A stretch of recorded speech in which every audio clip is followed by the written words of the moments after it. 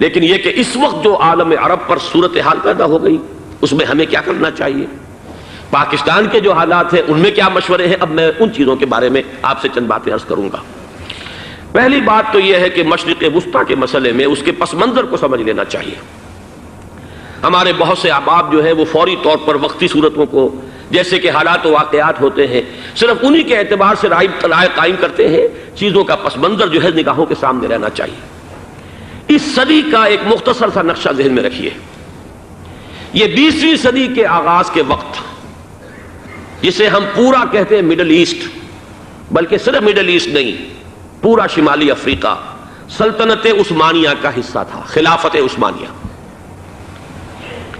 Libya, الجزائر، مصر، پورا حجاز، یمن، پورا عراق، شام، اور یہ شام ہی کے حصے ہیں در حقیقت، اردن اور لبنان، یہ سب یہ شام عرب، عراق عرب، یہ پورا علاقہ خلافت عثمانیہ یہ اس کا حصہ تھا۔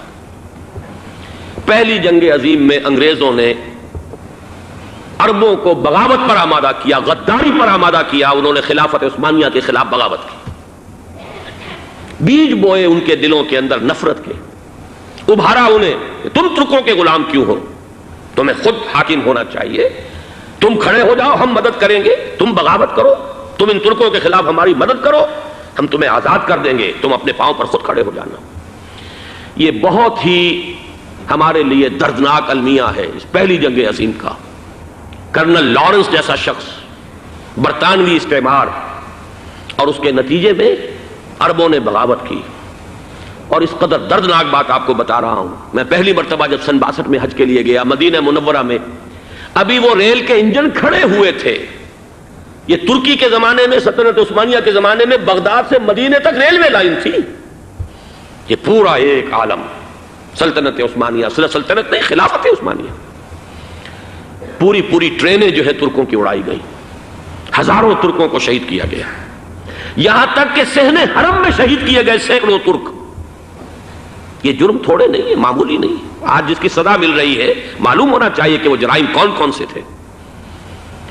اب بھی جو لوگ گئے ہیں انہوں نے دیکھا ہوگا ترکی کا قلعہ موجود ہے اوپر پہاڑی کے اوپر، حرم کا جو سب سے بڑا دروازہ ہے باب ملک عبدالعزیز، اس کے سامنے ایک لائبریری ہوتی تھی، اب تو غالباً وہ بھی گرا دی گئی ہے، اس کے پیچھے پہاڑی پر ترکوں کا قلعہ ہے پرانا، اس پر توپیں موجود تھیں۔ جب بغاوت ہوئی ہے، جو حرم میں آئے ہوئے تھے ترک فوجی، ظاہر بات ہے نہتے، وہ تو نماز پڑھنے آئے ہوئے تھے، ان کو وہاں ذبح کیا گیا ہے، اور ترکوں نے اپنی توپیں استعمال نہیں کی کہ کہیں بیت اللہ کو کوئی اذن نہ پہنچ جائے۔ بہرحال یہ غداری ہوئی ہے پہلی جنگ عظیم کے دوران، اور نہ صرف ترکوں کے، عربوں نے کی ہے۔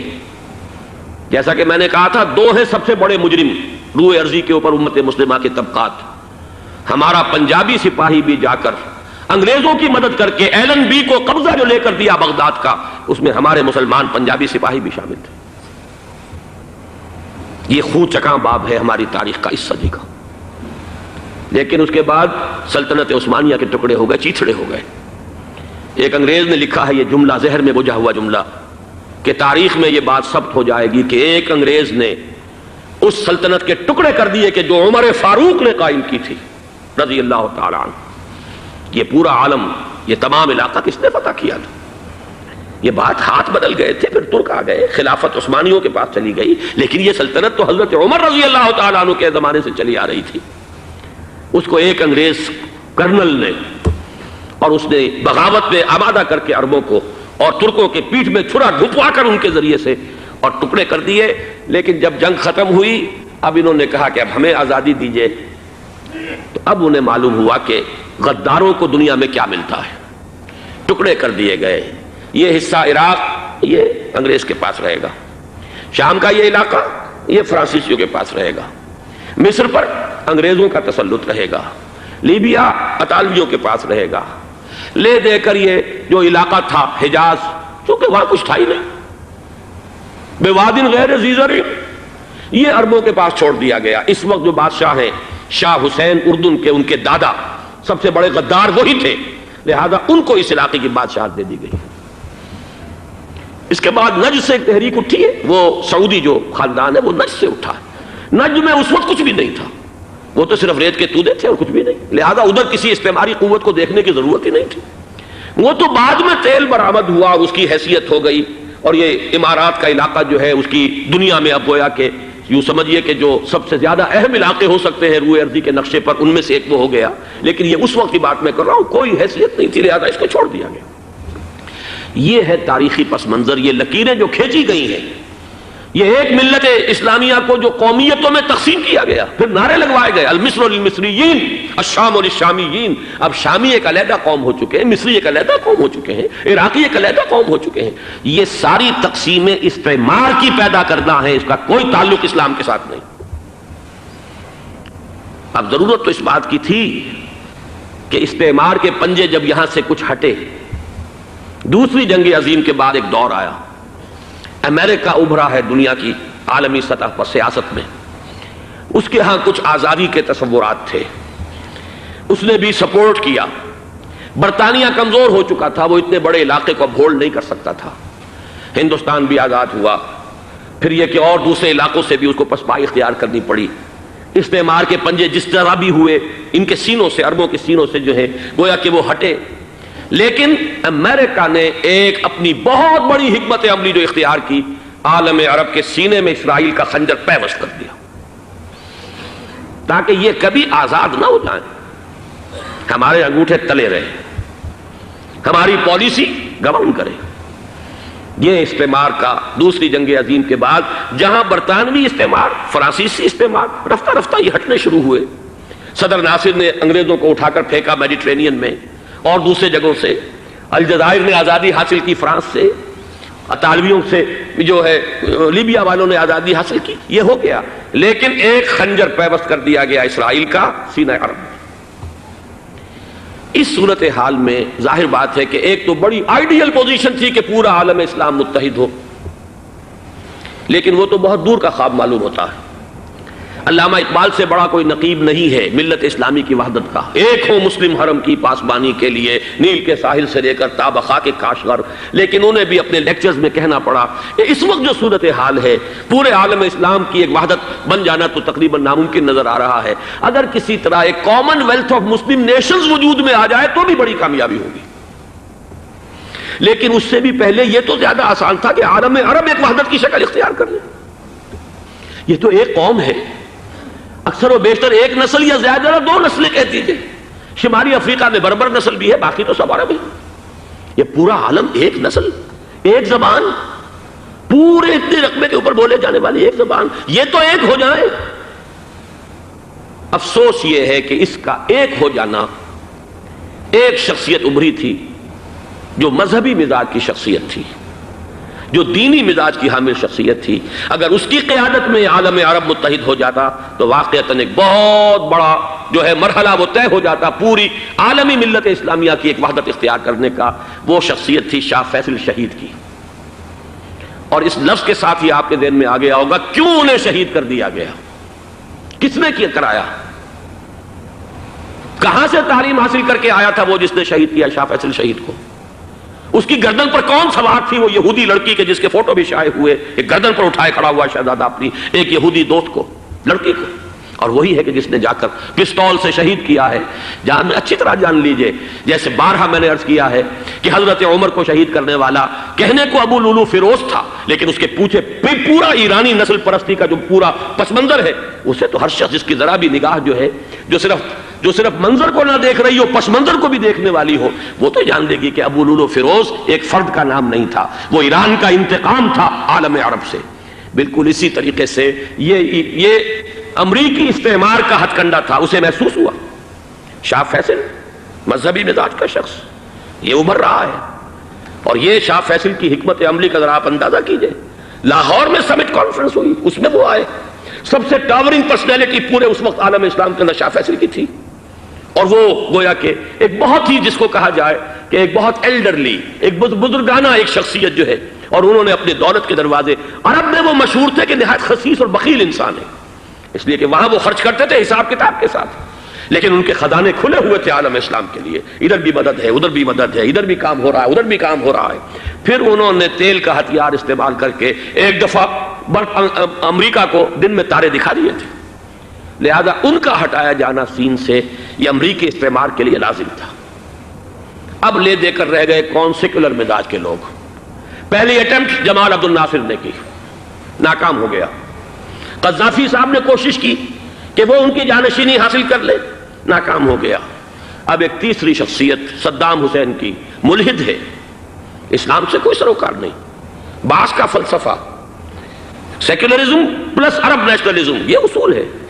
لیکن یہ ہے کہ یہ شخصیت ابو بکر ایسی آئی ہے کہ اس سے اس وقت یہ جان لیجئے، میں امریکہ میں بھی عربوں سے مل کر آیا ہوں، سعودی عرب میں بھی اب میں وہ دیکھ آیا ہوں، نوجوان نسل جو ہے عربوں کی، پورا جو دوسرے عرب ممالک ہیں جہاں پر کہ مذہب کا اتنا چرچا ہی نہیں ہے، پورا فلسطینی عرب، جارڈن کے عرب، شامی عرب عوام، وہ سب کے سب صدام کے پیچھے ہیں اس وقت، اس لیے کہ انہیں نظر آ رہا ہے کہ ایک شخص پھر ایسا پیدا ہو کر سامنے آ گیا ہے جو شاید عالم عرب کو پھر یونائٹ کر دے۔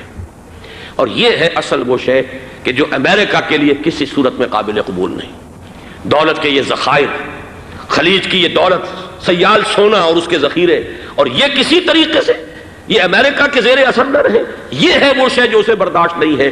وہ کوئی اربوں کی محبت میں نہیں آیا 2.5 لاکھ فوج لے کر، وہ کوئی شاہی عرب جو خاندان ہے سعودی، اس سے اس کی کوئی دلچسپی نہیں ہے، کوئی پتہ نہیں کہ وہ خود ان کو ہٹا دیں اور وہاں پر کوئی جمہوری ڈھانچہ جو ہے وہاں پہ کھڑا کروا دے خود امریکہ۔ اس لیے کہ سعودی عرب میں دیکھ آیا ہوں، حالات اگرچہ ظاہر بات ہے کہ زیادہ گہرائی میں تو وہاں جانے کا موقع ہی نہیں ہوتا، بہت ہی مستبد حکومت ہے، لیکن صاف نظر آ رہا ہے کہ اس وقت دونوں طبقے نوجوانوں کے جو ہے وہ شاہی خاندان کے شدید خلاف ہو چکے ہیں۔ جو وہاں پر جدید مثقف طبقہ ہے، جدید تعلیم یافتہ، جو باہر پڑھ کر آیا ہے امریکہ میں اور کہیں اور وہ کثیر تعداد میں، اب وہ صاف سوال کر رہے ہیں کہ یہ بلینز اور بلینز آف ڈالرز کے جو ہمارا خرچہ آتا تھا، ہمارے ہتھیاروں کے آرڈر جاتے تھے، وہ کہاں گئے؟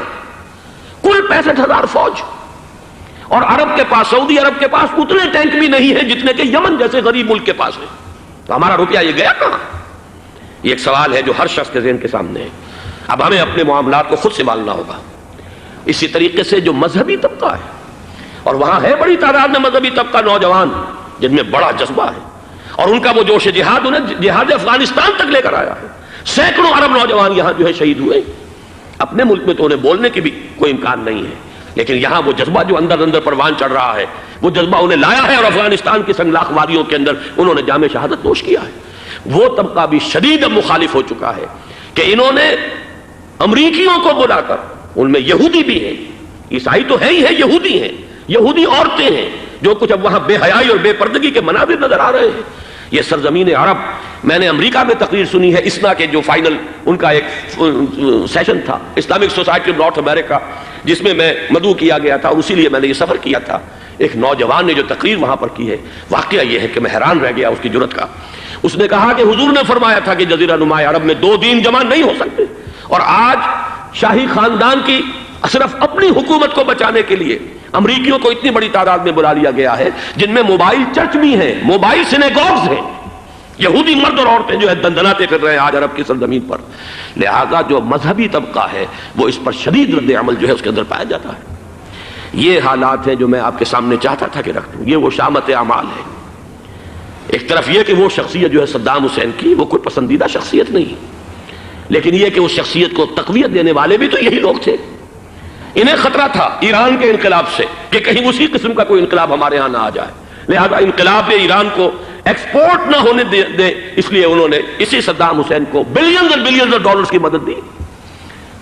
آج وہی ہے، عربی کی تو ایک کہاوت بھی ہے، سمن کلبک، یا کو لوگ اپنے کتے کو کھلا پلا کے موٹا کرو، کسی روز تمہیں کو کاٹے گا۔ آج وہ تو انہیں کاٹ رہا، لیکن یہ کہ اس کا جو علاج تجویز ہوا ہے وہ انتہائی خوفناک ہے۔ 2.5 لاکھ امریکی، وہ استعمار کے پنجے جو بمشکل عالم عرب کے سینے سے جو گڑے ہوئے تھے اس استعمار نے، مشکل ہٹے تھے کہ ایک دم اب وہاں پر خبریں آ رہی ہیں، فرانسیسی بھی آ رہے ہیں، برطانوی بھی آ رہے ہیں، کہاں کہاں سے فوجیں آ رہی ہیں، اور وہاں پر 2.5 لاکھ تو صرف امریکن آرمی کا، اس میں تقریباً 1.5 لاکھ تو پہنچ چکی، اور جو بھی ہوگا وہاں پر جیسا کہ میں نے عرض کیا ہے اس قدر خوفناک سین ہے۔ میں نے بہت سے حضرات واقف ہوں گے، کئی مرتبہ میں نے حوالہ دیا ہے مولانا سید حامد میاں رحمہ اللہ کا۔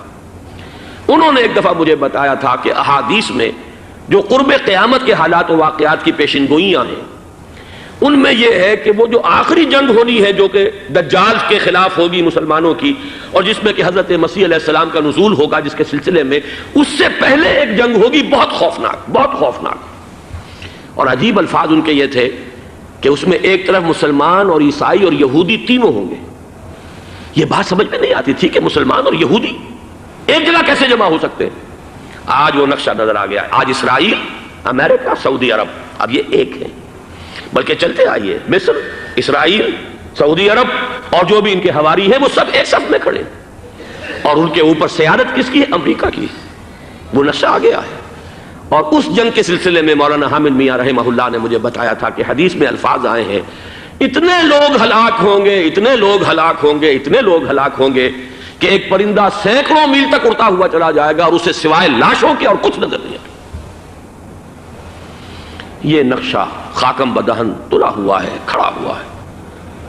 جو بھی ہوگا کیمیاوی جنگ، کیمیاوی کیمیکل وارفیئر اور پھر ایٹمک وارفیئر، جس کی کھلی دھمکیاں دی جا چکی ہیں۔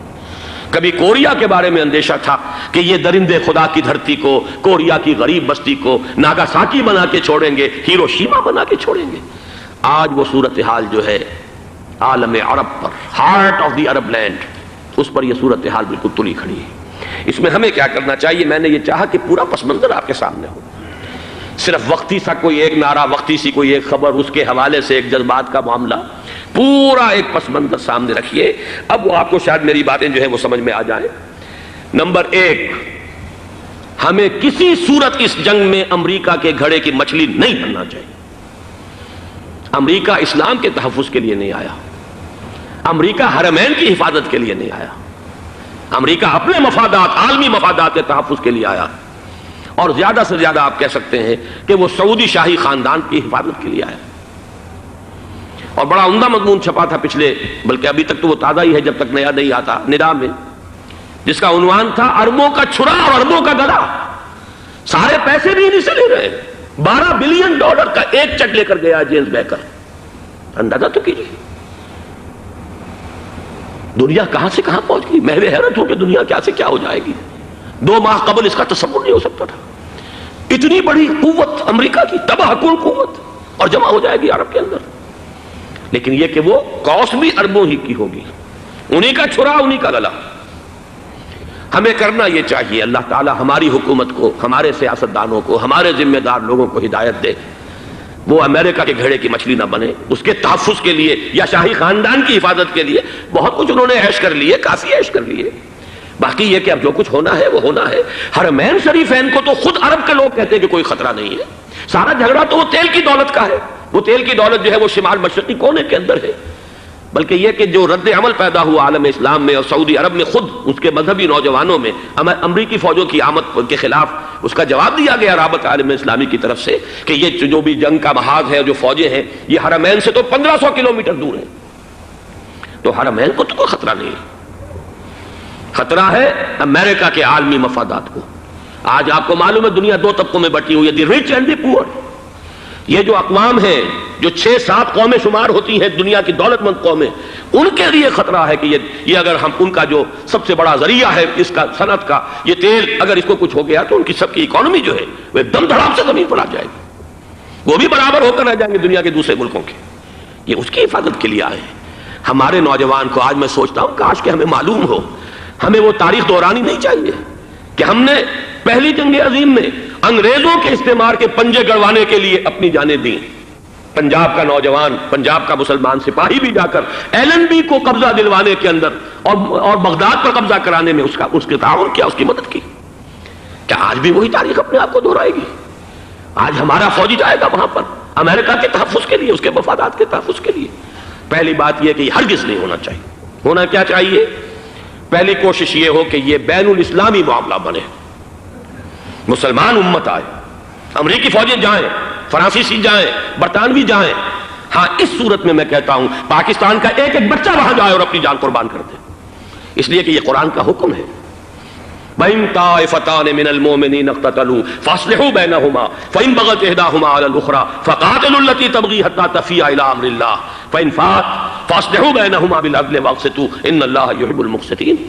امت مسلمہ کو حکم دیا گیا ہے اگر مسلمانوں کے 2 گروہ لڑ پڑے تو تم صلح کراؤ، اور اگر ایک فریق زیادتی پر تلا رہے، اڑا رہے، تو اب سب مل کر اس سے جنگ کرو یہاں تک کہ اسے اللہ کے حکم کے آگے جھکا دو۔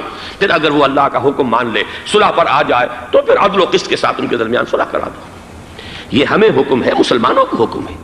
لیکن یہ کہ یہ امریکی آ رہے ہیں اور امریکی استعمار اور امریکی مفادات، اور اس کے لیے جو ہے پاکستان کا مسلمان سپاہی بھی جائے، میرے نزدیک کی کسی صورت میں صحیح نہیں۔ مطالبہ بھی ہو رہا ہے، آج ہی غالباً ایک انٹرویو آیا ہے، شاہ حسین کے بھائی جو ہیں حسن بن طلال، انہوں نے بھی یہی کہا ہے کہ اس کو مسلمانوں کو آپس میں اس معاملے کو طے کرنا چاہیے، اس قضیے کو، امریکی فوجوں کو یہاں سے فوراً واپس جانا چاہیے۔ اور یہی بات میں یقیناً تائید کروں گا، تحسین کروں گا، یہی موقف ایران کا ہے۔ ایران عراق کے خلاف جو UN کے سینکشنز ہیں، کہتا ہے ہم اس کی پابندی کریں گے، لیکن امریکہ کو یہاں سے نکلنا چاہیے۔ یہ مسلمانوں کا اپنا معاملہ ہے، وہ آپس میں طے کریں۔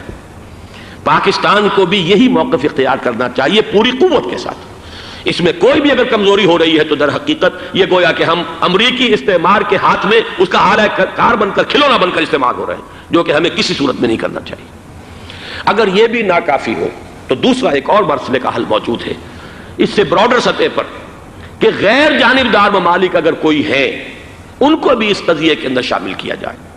ایک تحریک تھی کسی زمانے میں، کافی بڑی تھی، لیکن یہ کہ وہ بھی اگر اس کے اندر شامل ہو جائیں۔ لیکن امریکہ، رشیا، یہ تو ظاہر بات ہے سپر پاورز ہیں، ان کے مفادات ہیں، عالمی اور گلوبل مفادات ہیں، لہذا اول تو یہ ہونا چاہیے کہ بین الاسلامی معاملہ بنا کر، اس صورت میں جیسا کہ میں نے عرض کیا، ہماری پوری فوج بھی جائے اللہ پر توکل کر کے۔ پاکستان کا محافظ اللہ ہوگا، اگر اللہ کے ایک حکم کے اوپر عمل کرتے ہوئے مسلمان یہاں سے جائیں اور جا کر وہاں پر جو ہے اپنی جانیں دینے کو تیار ہو جائیں۔ لیکن اگر یہ اس میں بھی کافی نہ ہو تو جو بھی غیر جانبدار ممالک ہیں ان کو بھی اس معاملے کے اندر شریک کیا جا سکتا ہے۔ بدرجۂ آخر اگر پاکستانی فوج جائے، وہ صرف حرمین شریفین کے گرد و نواح میں ان کو ڈپلوائے کیا جانا چاہیے۔ اگر خدا نہ خواستہ وہاں پر کوئی آنچ آنے کی شکل پیدا ہو جائے تو اس کی، اے ارض پاک تیری حرمت پہ کٹ مرے ہم، اس کے لیے مسلمانوں کو تیار رہنا چاہیے۔ اس لیے کہ بہرحال جہاں تک ارض پاک کی حرمت کا تعلق ہے وہ ہمارے ایمان کا جز ہے۔ باقی برطانوی مفادات، امریکی مفادات، صنعتی ممالک کے مفادات، یا کسی شاہی خاندان کے مفادات، یہ شاہی خاندان یہ تو گرتی ہوئی دیواریں ہیں، جانا ہے آج نہیں تو کل۔ لیکن یہ کہ اصل معاملہ ہے امت کا، اصل معاملہ ہے امت مسلمہ کا، اصل معاملہ ہے حرمین شریفین کا، لہذا ان دونوں چیزوں کو لازماً گڈمڈ نہ کریں۔ آپ حضرات کے علم میں ہے کہ اس سے پہلے ایران کی طرف سے بار بار مطالبہ ہوا کہ حرمین کو بین الاسلامی کنٹرول میں دے دیا جائے اور سعودی عرب کا اس کے اوپر سے جو انتظامی عمل دخل ختم کر دیا جائے۔ میں نے کبھی تائید نہیں کی، اس لیے نہیں کی کہ میرا مشاہدہ ہے، میں گیا ہوں بارہا، سعودی عرب کی حکومت نے چاہے خود بھی بڑے بڑے محل بنائے ہیں لیکن حرمین کی خدمت کے اندر بھی کوئی کمی نہیں کی۔ اس پر انہوں نے اربوں ڈالر اس پر بھی خرچ کیا ہے، اس کے اوپر انہوں نے اس حج کے انتظامات پر پوری حکومت جو ہے وہ اپنے آپ کو لگائے رکھتی ہے۔ لہذا اس اعتبار سے کوئی کمی کی بات نہیں وہاں پر آئی کہ جس کے لیے ضرورت ہو کہ ان کا عمل دخل وہاں سے ختم کیا جائے۔ لیکن یہ صورتحال اب جو پیدا ہو گئی ہے یہ بالکل مختلف ہے، اسے اس کے کانٹیکسٹ کے اندر دیکھا جانا چاہیے، اور اسی کے حوالے سے میں نے چند رائے آپ کے سامنے رکھی۔ اب آئیے پاکستان کی طرف، جو ہمارا اصل مسئلہ ہے، اس کے تو ہم سب سے بڑے ذمہ دار ہیں۔ اس کی بھلائی ہے تو، برائی ہے تو، اس میں خیر آتا ہے تو وہ بھی ہماری کوشش اس کے لیے ضروری ہے، اور کوئی شر پیدا ہوتا ہے تو اس کی ذمہ داری بھی ہم پر آئے گی۔ اس کے ضمن میں چند باتیں عرض کر رہا ہوں۔ شدید ترین خطرہ ہے، جیسا کہ میں عرض کر چکا ہوں، کہ بھارت حملہ کرے گا۔ مجھے تو تقریباً یہ رائٹنگ آن دی وال کے مانند ایک فیصلہ نظر آ رہا ہے، بلکہ آج میں کسی سے کہہ رہا تھا کہ اگر اب نہیں تو پھر کبھی بھارت حملہ نہیں کر سکتا۔ اس کے لیے سچویشن بالکل رائٹ ہے۔ 2 مرتبہ ایکسرسائز کر چکا ہے وہ، خاص ٹارگٹ بنا کر حیدرآباد کو، اور اس کے پیش نظر ہے سندھ میں جو بھی خلفشار ہے اسے اس کے علم میں ہے، جو بھی تصادم ہے۔ اب بھی اگرچہ اس وقت کی جو ہماری اندرونی سیاست ہے یہ اس کا کرشمہ سامنے آیا ہے کہ جی ایم سید صاحب کو ایگزونریٹ کیا جا رہا ہے، ان کو محب وطن کا خطاب دوبارہ دیا جا رہا ہے۔ وہ شخص کہ جس نے اسلام کے خلاف انتہائی زہریلی باتیں کی ہیں، وہ شخص جس کی کتاب اب پاکستان ٹوٹ جانا چاہیے، وہ لاکھوں کی تعداد میں ہندوستان سے چھپ کر آئی ہے، یہاں تقسیم ہوئی ہے، آج اسے سند دی جا رہی ہے۔ یہ ہے ہماری اندرونی سیاست کے کرشمے، میں اس پر تفصیل سے نہیں جانا چاہتا، لیکن اس شخص کی دیکھیے، وہ جو علامہ اقبال کا شعر ہے کہ بت کرے میں برہمن کی پختہ زناری بھی دیکھ، دیکھ کعبے میں شکست رشتہ تسبیح شیخ اور بت قدے میں برہمن کی پختہ زناری بھی دیکھ کہ نظر یہ آ رہا ہے کہ اس نے رہا ہوتے پہلا بیان یہ دیا ہے کہ ہماری پہلی ترجیح یہ ہے کہ پاکستان ٹوٹ جائے اور ہندوستان کے ساتھ ہم ایک انڈیپینڈنٹ اسٹیٹ کی حیثیت سے کنفیڈریشن قائم کریں، سندھو دیش confederation with India independent of Pakistan. پھر دوسری ترجیح بھی ہے، تیسری آخری ترجیح یہ ہے کہ پاکستان کو 5 ریاستوں میں تقسیم کر دیا جائے اور ایک لوز کانفیڈریشن ہو، بس اس کے سوا کچھ نہیں۔ 5ویں بھی وہ اردو والوں کے لیے نہیں، مہاجرین کے لیے نہیں، ان کے لیے تو ان کے پاس کچھ نہیں ہے۔ 5ویں بھی پنجاب میں سے کاٹ کر سرائیکی صوبہ بنایا جائے اور سندھ میں تو بہرحال اردو بولنے والوں کو سندھی بن کر رہنا ہوگا۔ یہ اس شخص کا رہائی کے بعد بھی بیان ہے جسے آپ سند دے رہے ہیں کہ وہ محب وطن ہے اور وہ غدار نہیں ہے، وہ پاکستان کا مخالف نہیں ہے۔ بہرحال یہ حالات جو ہیں انتہائی خوفناک ہیں ہمارے۔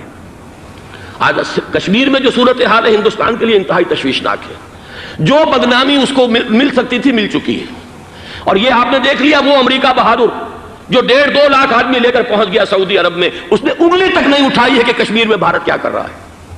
یہ ہے ان کی ڈبل سٹینڈرز، یہ ہے ان کی بے ایمانیاں کہ بھارت جو کچھ کر رہا ہے وہاں۔ آج اگر ظلم ہو رہا ہے کویت میں عراقیوں کے ذریعے، پورے ورلڈ ٹیلی ویژن پر، CNN پر، فلاں پر اور اخبارات میں، آج بھی ایک لمبا مضمون میں نے اخبار میں پڑھا ہے، لیکن یہ ہے کہ کشمیر میں کیا ہو رہا ہے کہیں تذکرہ نہیں ہو رہا۔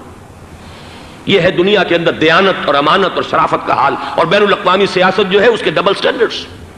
لہذا جو بدنامی بھارت کو آ سکتی تھی وہ آ چکی ہے۔ ہندوستان سے ایک نوجوان مسلمان صحافی دہلی سے آئے تھے، نئی دنیا ایک پرچہ نکلتا ہے اس کے طرف سے وہ دورہ کر کے گئے ہیں، مجھ سے بھی لاہور میں ملے تھے، تقریباً 1 مہینہ 1.5 مہینہ ہوا۔ ان کے الفاظ سن کر میں کانپ گیا تھا۔ انہوں نے کہا تھا کہ بھارت کی حکومت اس کے اوپر تلی ہوئی ہے کہ چاہے ایک اور آخری کشمیری کو بھی ہلاک کرنا پڑے، وہ کشمیر کے اندر کبھی بھی کوئی معاملہ جو ہے کشمیر کی آزادی یا کشمیر کو پاکستان کے لیے جانے کے لیے تیار نہیں ہے۔ کیا بگڑے گا اس کا؟ آپ سمجھیے کہ اگر 80-90 کروڑ قوم کی ایک قوم ہے، 1 کروڑ آدمی ختم کر دیں، ان کا دل تو جو ہے اس پہ دکھے گا نہیں۔ حال ہمارا یہ ہے کہ ہم تو کوئی چیلنج بھی نہیں کر سکے، ہم تو اپنی صفائی دیتے رہے کہ نہیں ہمارا کوئی ہاتھ نہیں ہے، ہم نے کچھ نہیں کیا ہے، ہمارا کوئی اس کے اندر عمل دخل نہیں ہے۔ بس یہی ہماری ڈپلومیسی کا شاہکار رہا ہے۔ یہ حال ہے پاکستان کا۔ لہذا بھارت کا وہ معاملہ جو ہے، میں نے جیسا کہ آپ کے سامنے مختلف فیکٹرز گنوا دیے تھے، اندرونی اس کی سیاست، اندرونی خلفشات، وہ تو اب آ کر رہے گا۔ اللہ یہ کہ اللہ تعالیٰ کے قبضہ قدرت میں ہر شے ہے، وہ ٹال دے تو ٹال دے۔ مجھے اقبال کا وہ شعر یاد آ رہا ہے، تقدیر تو مبرم نظر آتی ہے لیکن پیران کلیسا کی دعا ہے کہ یہ ٹل جائے۔ ہم دعا کریں کہ یہ ٹل جائے وقت، لیکن یہ ہے کہ تقدیر مبرم نظر آ رہی۔ اس حالت میں ہمیں کیا کرنا چاہیے؟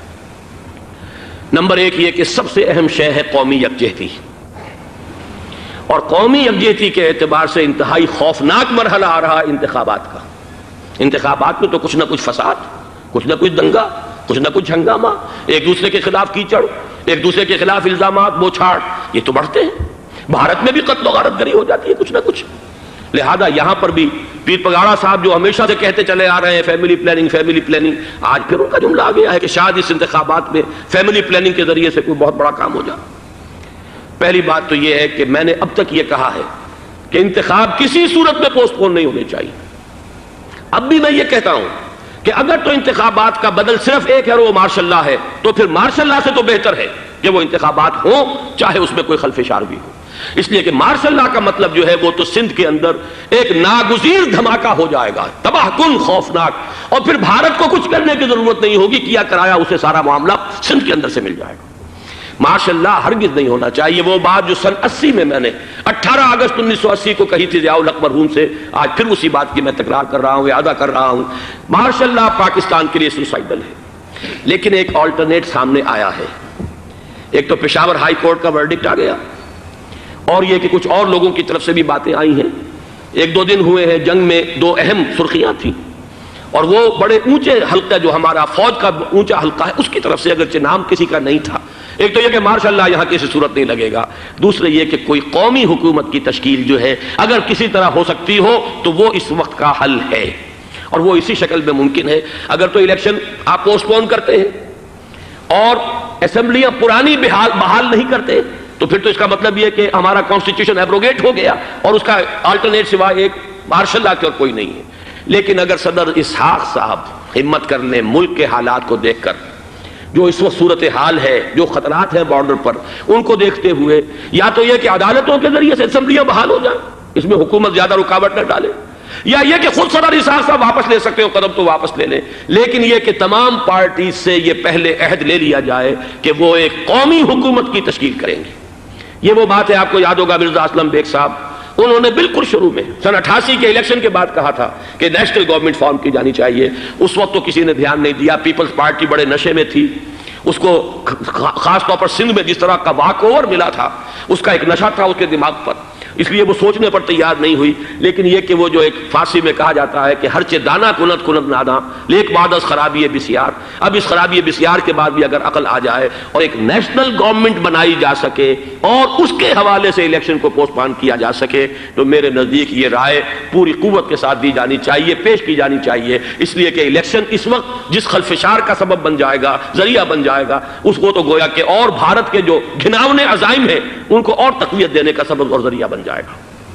دوسری بات یہ، اس قوم کے اندر جذبہ جہاد، وہ ڈیفینسو جہاد، دفاعی جہاد، جس کے بارے میں کوئی دو رائے نہیں ہو سکتی کہ اس کے لیے جو جان بھی دی جائے گی وہ شہادت کی موت ہوگی، اس لیے کہ حضور کی حدیث ہے من قتل دون مالہ فہو شہید، جو شخص اپنے مال کی حفاظت کرتے ہوئے مارا گیا مسلمان وہ شہید ہے۔ تو ظاہر بات ہے کہ اپنی آزادی کا تحفظ جو ہے وہ مال کے تحفظ سے زیادہ اہمیت رکھنے والی شے ہے۔ ایک جذبہ جہاد پیدا کیا جائے اور ایک پیپلز آرمی یہاں پر کھڑی کی جائے، عوامی فوج۔ فوج صرف نہیں کر سکے گی تحفظ جب تک کہ پوری قوم جو ہے وہ فوج کی شکل اختیار نہ کر لے، لیکن ظاہر بات ہے کہ اس کا بھی امکان اسی صورت میں ہوگا جبکہ کوئی ایسی حکومت وجود میں آ گئی ہو کہ جس میں وہ اپوزیشن اور گورنمنٹ کا جھگڑا جو ہے وہ اوپر نہ چل رہا ہو، وہ آپس کی معاد آرائی نہ ہو، تبھی کوئی پیپلز آرمی جو ہے اس کا تصور جو ہے سامنے آ سکتا ہے۔ اللہ تعالیٰ توفیق دے کہ ہم اس کو بھی کر سکیں۔ آخری بات، آج میں سوچ رہا تھا کہ حضور کو اللہ تعالیٰ نے 2 تلواریں دے کر بھیجا تھا۔ ایک تلوار قرآن، جاہدہم بہی جہادا کبیرا، اے محمد یہ ہے آپ کی تلوار، اس کے ذریعے جہاد کیجئے، قلع قمع کیجئے جاہلیت قدیمہ کا بھی، قلع قمع کیجئے جاہلیت جدیدہ کا بھی، اور یہ بے یقینی کو رفع کیجئے، ایمان پیدا کیجئے۔ یہ ہے کہ جو آج ہمارے پاس وہ جہاد بالقرآن کے حوالے سے ہے۔ اور دوسرا ہتھیار تھا دین حق، هو الذی ارسل رسولہ بالہدی ودین الحق لیظہرہ علی الدین کلہ۔ وہ نظام عدل اجتماعی، وہ جو واقعہ یہ ہے کہ اگر اس کا نمونہ دنیا کو دکھا دیا جائے تو پوری دنیا اسے قبول کرے گی، اس لیے کہ دنیا تو پیاسی ہے، دنیا مختلف نظاموں کو ٹرائی کر کے تھک چکی ہے۔ اس نے جمہوریت کا تجربہ بھی کر لیا ہے جس نے سرمایہ داروں کی آمریت کی شکل اختیار کر لی، دنیا نے کمیونزم کا تجربہ بھی کر لیا ہے، وہاں سے بھی پسپائی اختیار کر رہی ہے نوع انسانی، لیکن یہ کہ وہ نظام عدل اجتماعی تو ہمارے پاس تھا۔ پچھلے سال آپ کو یاد ہوگا یہاں پر دسمبر کے مہینے میں اس کے اوپر سیمینار ہوئے تھے، سیاسی نظام، معاشی نظام، معاشرتی نظام، اخلاقی نظام، وہ پورا نظام زندگی جو ہے وہ ہمارے پاس ہے جس کے لیے یہ ملک لیا گیا تھا، اسلامی انقلاب برپا کر کے، اور یہاں پر اس دین کو قائم کیا جائے۔ میں چند باتیں بھارت کے حوالے سے کہنا چاہتا ہوں۔ بھارت کے سلسلے میں ہم سے بہت بڑی بڑی کوتاہیاں ہوئی ہیں ہندو قوم کے حوالے سے۔ پہلی کوتاہی یہ ہوئی کہ ہم نے 800 یا 1000 برس تک حکومت کی، اگرچہ صوفیاء نے کچھ تبلیغ کی یہاں پر، لیکن علمی سطح پر، انٹلیکچوئل لیول پر کوئی تبلیغ کا کام نہیں کیا۔ ہندوؤں کی جو اعلیٰ ذات کے لوگ ہیں، اور ہندو ذہن ہے فلسفیانہ ذہن، اس فلسفیانہ ذہن کو ہم نے کبھی سمجھنے کی کوشش نہیں کی، اس تک ہم نے دین کی دعوت کو نہیں پہنچایا۔ ہم نے جہاد بھی سیف کر کے انہیں زیر تو کر لیا، ان پر حکومت تو کی، لیکن یہ ہے کہ جہاد بالقرآن کے ذریعے سے ان کے نظریات، ان کے افکار، ان کے عقائد، ان کے نظریات باطلہ کا علاج نہیں کیا۔ یہ ایک بہت بڑا جرم تھا کہ ہم نے یہاں پر 1000 برس تک حکومت کی، لیکن یہ فرض منصبی ادا نہیں کیا۔ اس ضمن میں آپ سے عرض کروں کہ پچھلے سال جب میں گیا تھا انڈیا، مولانا علی میاں سے مدظ اللہ العالی میری ملاقات ہوئی، میں نے انہیں ایک مشورہ دیا، وہ چونک گئے، انہوں نے مشورہ پسند بھی کیا، یہ مجھے نہیں معلوم کہ اس پر عمل کیا یا نہیں۔ میں نے ان سے عرض کیا کہ آپ ندوۃ العلماء میں سنسکرت کی تعلیم لازم کر دیں تاکہ یہاں کا عالم دین جو نکلے وہ ہندو جو مذہب کی کتابیں ہیں ٹاپ کی امہات کتب ان کو بھی سمجھ سکتا ہو۔ جب تک آپ ہندو ذہن کو نہیں سمجھیں گے اسلام اس کے سامنے پیش نہیں کر سکتے۔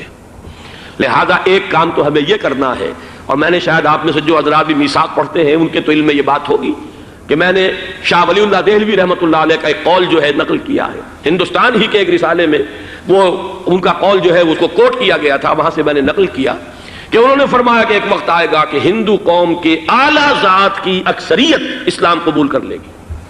اللہ کرے کہ وہ کام ہو. وہ بھی ہوگا تو جہاد بالقرآن کے ذریعے سے ہوگا. دوسری دو کوتاہیاں کیا ہوئی؟ دیکھیے میں اس کی مثال دے رہا ہوں. ہم نے اب تک اسلام کے لیے جو نعرہ بازی کی ہے اس کا نتیجہ یہ نکلا، ہندو کو ہم نے بیدار کر دیا، چوکنا کر دیا، منظم کر دیا، اپنے خلاف کھڑا کر دیا، اور ہم نے کچھ کیا نہیں. اس کی ایک سادہ مثال دے رہا ہوں. چپ راس چپ، چپ راس چپ، خاکسار تحریک، دہل گیا تھا پورا ہندوستان. واقعہ یہ کہ دہل گیا تھا. وہ تحریک تو اس کے بعد ختم ہوئی، اب آثار قدیمہ میں کہیں رکھی ہوئی ہے. لیکن ہندو نے اس وقت سے RSS شروع کی، ہندو کو جگہ دیا. RSS جوابی تحریک تھی خاکسار تحریک کے مقابلے میں، اور وہ 60 برس ہو گئے مسلسل کام کر رہے ہیں. وہ تحریک موجود ہے اور اب وہ بہت بڑی فارمیڈیبل فورس بن چکی ہے ہندوستان کے اندر. اسی طرح دوسری بات عرض کر رہا ہوں، ہمارے ہاں اسلام کا نعرہ، اسلامی نظام، اسلامائزیشن، حکومت، قانون، یہ پہلے تو لگا کرتا تھا اپوزیشن کے پلیٹ فارم سے. 11 برس جو تھے ہمارے مرحوم ضیاء الحق صاحب کے، وہ ایوان حکومت سے یہ نعرہ لگا.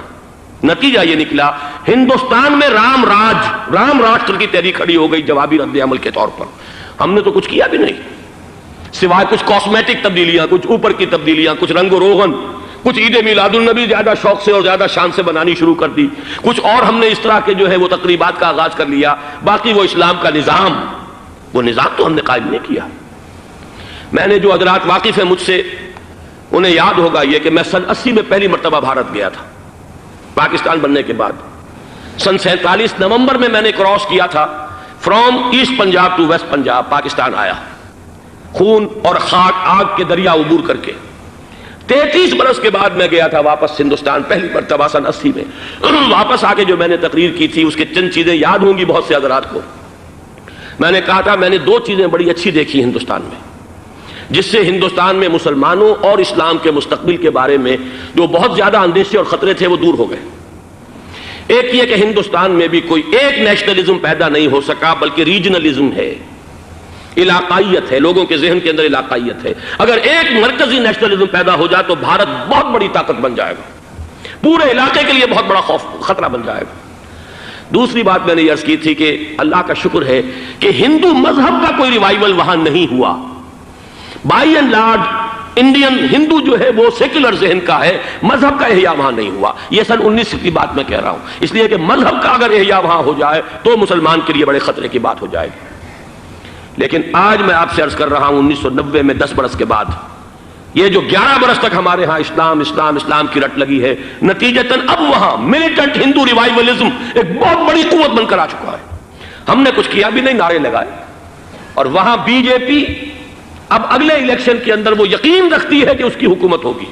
اس وقت بھی بی پی سنگھ کی حکومت جو ہے اسی کے بل پر کھڑی ہے. میری ملاقات ریاض میں ایک ہوئی ہے مراد آباد کے نوجوان سے، اور گفتگو کے آخر میں وہ رو پڑا کہ ہم ہندوستانی مسلمان کیا کریں، ہم تو ایک ایسی صورتحال سے دوچار ہو گئے ہیں کہ کوئی صورت ہمیں نظر نہیں آ رہی بچاؤ کی. 30 اکتوبر کی ڈیٹ دی ہوئی ہے وی ایچ پی نے، وشوا ہندو پریشد جو ہے وی ایچ پی، اس کے دے رکھی ہے کہ ہم نے ہر صورت کچھ بھی ہو جائے. اور ایسے ایسے طریقے ان کے ہیں. وہ پہلے اینٹیں انہوں نے روانہ کرنی شروع کی تھی، اس کے بعد اب یہ ہے کہ ایک ایک گاؤں سے ایک ایک آدمی آئے گا، 30 لاکھ گاؤں سے ایک ایک آدمی چل کر آئے گا. اور وہ جب پہنچیں گے تو کوئی ان کے اوپر چونکہ ایک ایک آدمی چل کر آ رہا ہوگا، کوئی دفعہ 144 حکومت کی نہیں لگ سکے گی. اور ہم جب اتنے لوگ جمع ہو جائیں گے لا محالہ ہم نے وہ مندر جو ہے تعمیر کرنا ہے اور وہ مسجد گرا دینی ہے. اور ادھر مسلمان جو ہے آخری طور پر طے کیے ہوئے ہیں کہ چاہے ہم سب کٹ مریں لیکن ہم یہ مسجد گرنے نہیں دیں گے. خدا نہ خواستہ یہ صورتحال اگر بالفعل ہو جاتی ہے کنفنٹریشن، اس وقت تو پھر بھی جو حکومت یو پی کی ہے وہ کچھ نہ کچھ مسلمانوں کا ساتھ دے رہی ہے. لیکن یہ کہ بے بس ہوتے کوئی دیر نہیں لگے گی. اگر لاکھوں لوگ جمع ہو جائیں اس شہر کے اندر، ایودھیا کے اندر، تو ظاہر بات ہے ہر حکومت گھٹنے ٹیکنے پر مجبور ہو جاتی ہے. 50,000 اہل تشیع نے ضیاء الحق صاحب کے گھٹنے ٹکوا دیے تھے، داغ رگڑوا دی تھی، اور وہ جو آرڈیننس تھا زکوٰۃ آرڈیننس اس میں ترمیم کروا دی تھی. کیا ہوگا؟ نہایت خوفناک صورتحال ہے. لیکن اگر ہم یہاں اسلام صرف نام نہ ہو عملاً قائم کر کے دکھا دیں، مجھے یقین ہے کہ خود ہندو اسے قبول کرے گا. یہ تو نعمت ہے، یہ راحت ہے، یہ نظام عدل ہے، یہ تو بہترین حل ہے ہمارے تمام مسائل کا. لیکن یہ کہ اگر ہم نے وہ کام نہ کیا، وہ اسلامی انقلاب کی طرف پیش قدمی نہ کی، وہ جاہدہم بہی جہادن کبیرہ کے ذریعے سے ایمان اور ایمان کے ساتھ اس کا لازمی نتیجہ وہ ایک جد و جہد، انقلابی جد و جہد، اور اس کے نتیجے میں پاکستان میں اسلامی انقلاب لا کر اسلام کے نظام عدل اجتماعی کو قائم کرنا، یہ ہے دوسرا کرنے کا اصل کام، اور یہ ہے در حقیقت کہ جو ہمارے تمام مسائل کا حل ہے۔